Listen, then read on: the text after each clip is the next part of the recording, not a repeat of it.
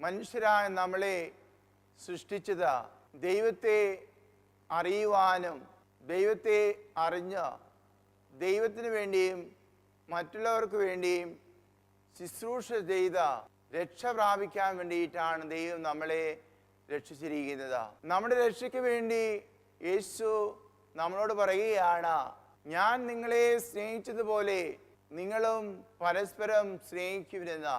എങ്ങനെയാണ് യേശു നമ്മളെ സ്നേഹിച്ചത്?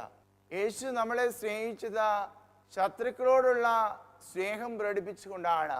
അങ്ങനെയുള്ള ഒരു രീതിയിലൂടെയാണ് യേശുനാഥൻ നമ്മളെ സ്നേഹിക്കുകയും നമ്മളെ രക്ഷിക്കുവാനായിട്ട് ഈ ഭൂമിയിലേക്ക് കടന്നു വരികയും ചെയ്തത്. സ്നേഹിതരെ, അതുകൊണ്ട് യോഹന്നാൻ ശ്ലീഹ പറയുന്നു, നിങ്ങൾ കാണപ്പെടുന്ന സഹോദരനെ സ്നേഹിക്കാതെ കാണപ്പെടാത്ത ദൈവത്തെ സ്നേഹിക്കുവാൻ സാധിക്കുകയില്ല എന്ന്. യേശുനാഥൻ ഈ യാഥാർത്ഥ്യം പ്രകടിപ്പിച്ചുകൊണ്ട് ബലിയർപ്പിക്കാൻ വരുന്ന അവസരത്തിൽ ബലിവസ്തുവായിട്ട് വരുന്ന വ്യക്തിയോട് ചിന്തിക്കുവാനായിട്ട് ആവശ്യപ്പെടുന്നു.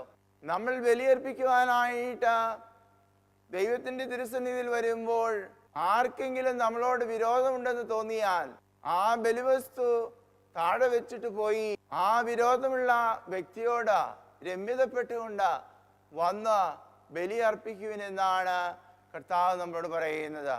അതായത് പരസ്നേഹം ഉണ്ടെങ്കിൽ മാത്രമാണ് ദൈവസ്നേഹം ഉണ്ടാകുകയുള്ളൂ. സ്നേഹിതരെ, നമുക്ക് ഇപ്പോൾ പ്രാർത്ഥിക്കാം.